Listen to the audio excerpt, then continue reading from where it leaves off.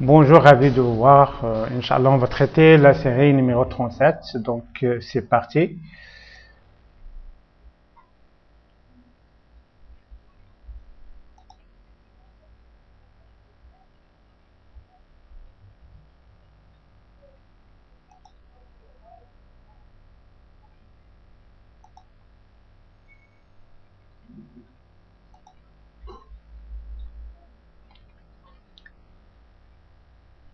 Question 1. La couleur du voyant d'allumage des feux de route est vert, réponse 1, orange, réponse 2, bleu, réponse 3. En fait, selon le tableau donc de bord, donc la couleur de voyant donc concernant le feu de route donc est parfaitement bleu. Donc, la réponse sera numéro 3. Question 2.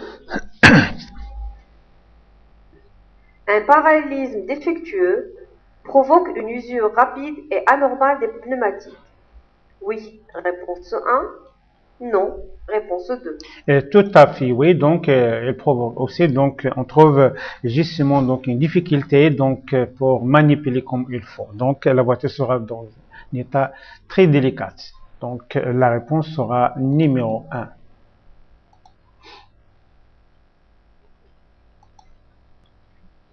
Question 3. Ce voyant indique que sont allumés les feux de brouillard arrière, réponse 1, les feux de brouillard avant, réponse 2, les feux de route, réponse 3. Alors, il s'agit ici donc du feu de brouillard arrière. Donc, pourquoi? Donc, la couleur est parfaitement orange. Donc, la réponse sera numéro 1.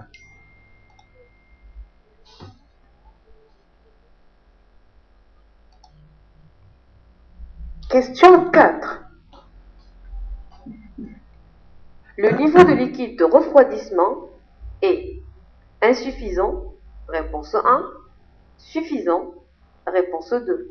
Donc, elle est donc justement donc au maximum. Donc, on dit que le niveau de liquide est parfaitement suffisant. Donc, la réponse sera numéro 2.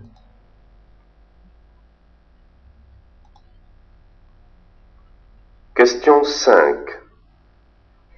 La date limite de validité de l'assurance figure sur l'attestation d'assurance, réponse 1, sur la carte grise, réponse 2, sur l'attestation de visite technique, réponse 3. Alors, la date limite de validité donc, de l'assurance figure donc sur l'attestation d'assurance selon le nombre assuré. Alors, la réponse sera numéro 1.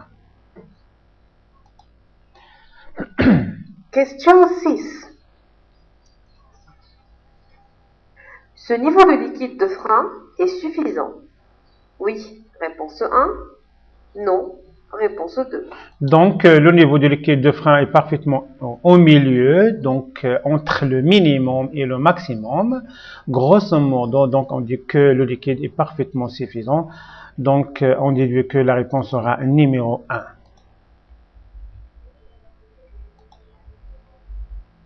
Question 7. Quand ce voyant clignote, cela indique que le système airbag est défaillant, réponse 1, opérationnel, réponse 2. Donc, on a une défaillance. Donc, le fait d'avoir donc clignoté, donc ce voyant, ça veut dire on a une défaillance. Donc, la réponse sera numéro 1. Question 8. La présence de petites taches de liquide sous le véhicule en stationnement est normale, réponse 1, impose l'intervention immédiate d'un dépanneur, réponse 2, doit donner lieu au contrôle des niveaux, réponse 3. Alors, à cet égard, donc, il est préconseillé donc, de contrôler les niveaux. Donc, la réponse sera numéro 3. Question 9. La commande de klaxon est identifiée par le symbole numéro 1, réponse 1, numéro 2, Réponse 2. Numéro 3. Réponse 3. Donc, c'est très simple. Donc, la commande de klaxon, donc, concernant donc, le numéro 3, comme vous voyez justement, en fait, la réponse sera numéro 2. Question 10. Dans tous les moteurs de voiture, on peut utiliser n'importe quelle huile moteur pour faire un appoint. Oui, réponse 1. Non, réponse 2. Alors, rappel du cours, donc, les conditions fiables pour ajouter, donc, ou bien de contrôler de l'huile. Donc, il faut que le moteur soit froid et la voiture soit un terrain plat. Donc, il est interdit formellement d'ajouter n'importe quelle huile. Donc, la réponse sera numéro 2.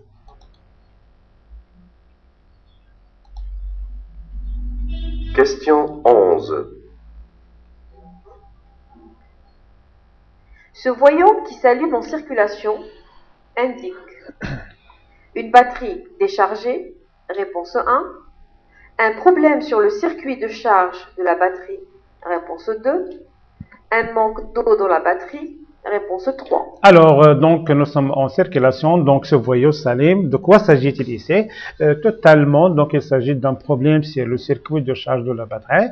Donc, c'est pas la peine de s'arrêter pour éviter donc que la voiture ne démarre plus.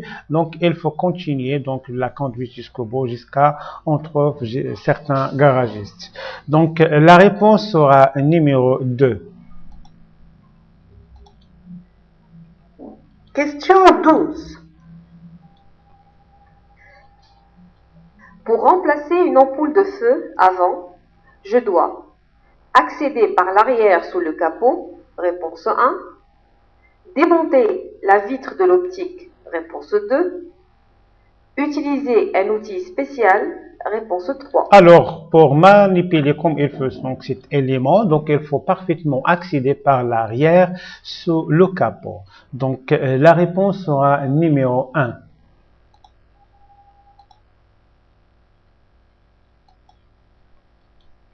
Question 13.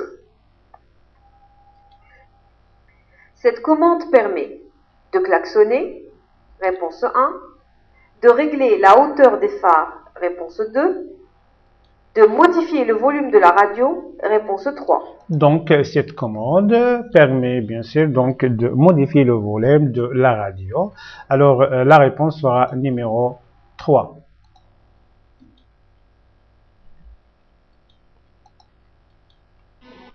Question 14.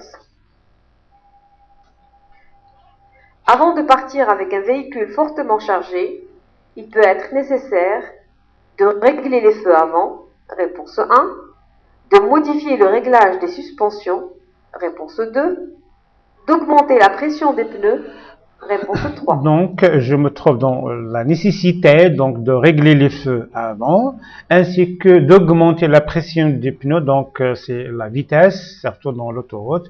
Donc, à cet égard, la réponse sera numéro 1 et 3. Question 15. Quel symbole permet de repérer le lave-glace arrière? Le numéro 1, réponse 1. Le numéro 2, réponse 2. Donc, le premier symbole, donc, nommer, donc, l'essuie-glace. Le deuxième symbole, donc, renommer, donc, le lave-glace arrière, bien sûr. Donc, la réponse sera numéro 2.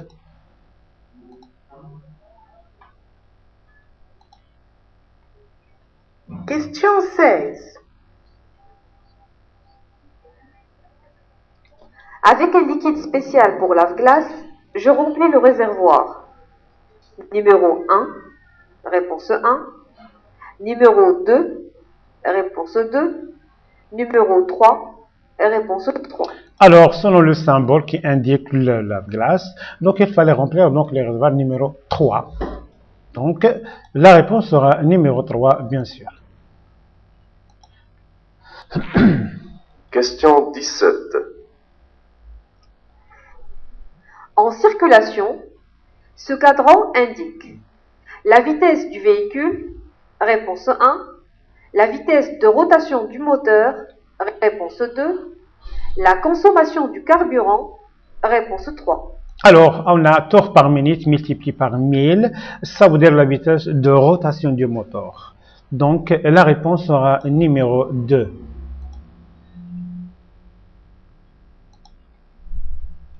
Question 18. Un pneu insuffisamment gonflé risque d'éclater. Oui. Réponse 1. Non. Réponse 2. Tout à fait. Donc, reste donc endommagé, donc bouleversé, donc saccagé. Donc, bien sûr, ça veut dire éclater. Donc, la réponse sera numéro 1. Donc, il fallait donc mettre et ajouter la pression. Question 19. Le fonctionnement des clignotants peut être signalé par l'allumage du voyant. Numéro 1. Réponse 1. Numéro 2. Réponse 2. Numéro 3. Réponse 3. Tout d'abord, on doit déceler chaque voyant. Donc, le voyant numéro 1, donc ça veut dire, ou bien nommer, donc c'est un témoin de préchauffage. 2, donc nommer, donc c'est feu de position. Et les clignotants, ça veut dire, donc le sens de la direction. Donc, selon la question, la réponse sera numéro 3.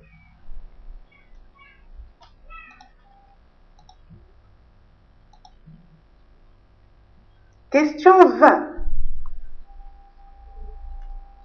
Un fusible grillé peut être remplacé par un fusible de même ampérage. Réponse 1. D'ampérage supérieur. Réponse 2. De marque différente.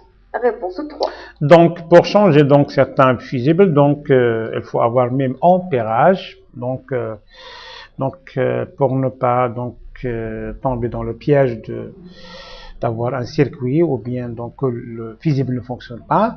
Et au niveau de la marque différente, c'est pas un problème. Donc, la réponse sera numéro 1 et 3.